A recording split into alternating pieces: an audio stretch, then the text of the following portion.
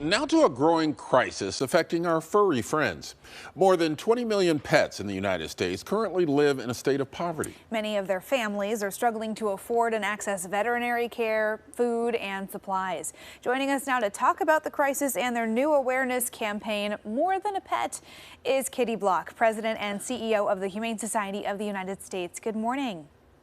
Good morning. Thanks so much for joining us. This is a really important topic. Tell us about this More Than a Pet campaign and what you want people to know.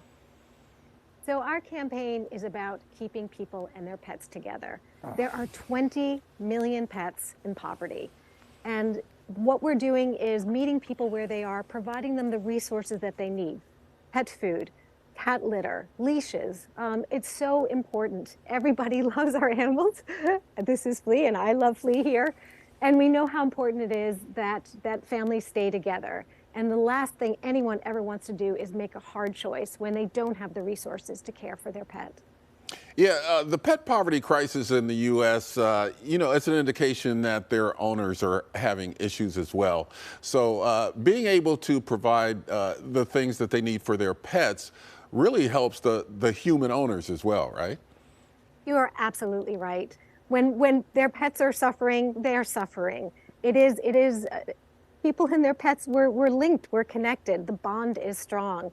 And so in Portland, we work with the Oregon Housing Alliance to help distribute the resources that are needed through our Pets for Life program. So we really do go door to door, making sure people have what they need and just helping them make sure that their family stays happy, healthy, and they can all be together.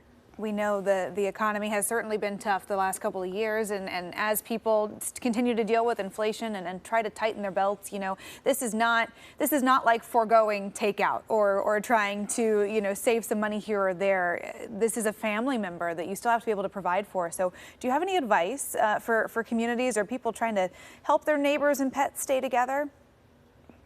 It's small steps. Everybody can help. So what I would first recommend is if you go to humanesociety.org, see what we're doing through our campaign, how you can support our campaign, but also what you can do in your own community.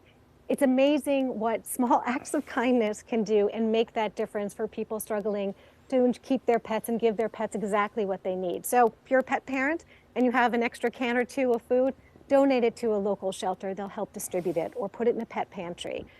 If someone needs a ride to a veterinarian and they don't have the transportation, if you could offer just that ride, it makes all the difference. And so lots of things you can do, and the impact is huge. Yeah, we just did an interview with a member of a local food bank here, the Sunshine Division, and there are actually places where human beings can go to access this help. Are there similar places for pets around the country?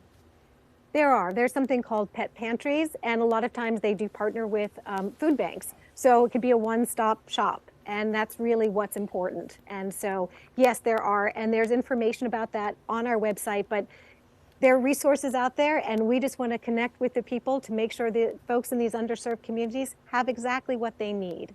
Well, Kitty, thanks for being here this morning to share that message. Kitty Block with the Humane Society of the United States. If you want to learn more about their campaign to fight pet poverty, go to humanesociety.org/morethanapet.